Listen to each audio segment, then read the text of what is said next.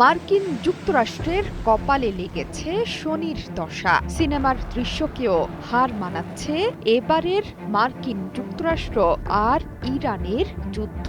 একের পর এক মার্কিন যুদ্ধ বিমান গুলি করে ভূপাতিত করছে ইরানের Islamic Revolutionary Guard Corps IRGC. মার্কিন যুক্তরাষ্ট্রের 4টি যুদ্ধযানের ক্ষয়ক্ষতির পর ইরানের তাসনিম নিউজ বলছে আরও একটি ফাইটার হারিয়েছে মার্কিন যুক্তরাষ্ট্র এবং ইসরায়েল।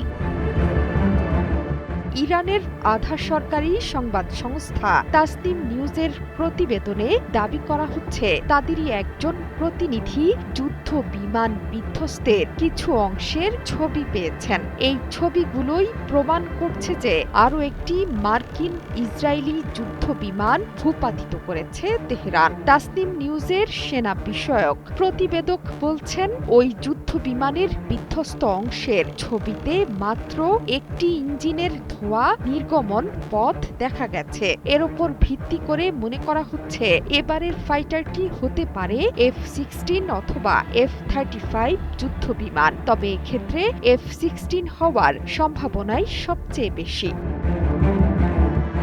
এই ঘটনার কয়েক ঘন্টা আগে তেহরান সহ ইরানের বেশ কিছু শহরের ওপর দিয়ে উড়ে যায় বেশ কয়েকটি যুদ্ধ বিমান। এ সময় দেশের বিমান প্রতিরক্ষা ইউনিটের ব্যাপক গোলাবর্ষণের মুখে পড়ে যুদ্ধ বিমানগুলো। বিমান প্রতিরক্ষা ব্যবস্থার আক্রমণ থেকে বাঁচতে কিছু যুদ্ধ বিমান থেকে ফ্লেয়ার বা এক ধরনের অগ্নিপিণ্ড ছুড়ে দেয়া হয়। এসব যুদ্ধ বিমানের মধ্যে যে কোনো একটি ভূপাতিত হয়েছে বলে দাবি করছে গণমাধ্যমটি, যদিও এ নিয়ে এখনো কোনো আনুষ্ঠানিক বার্তা দেয়নি মার্কিন যুক্তরাষ্ট্র অথবা ইরান।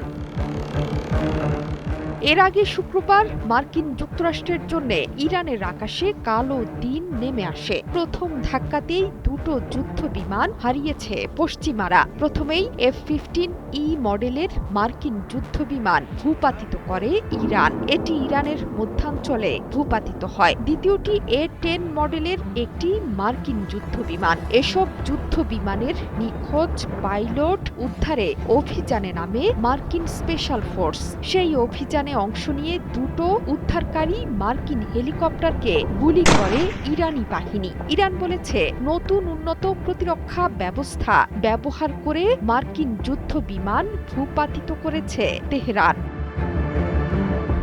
জোহরা চৌধুরী সেতু, ৭১।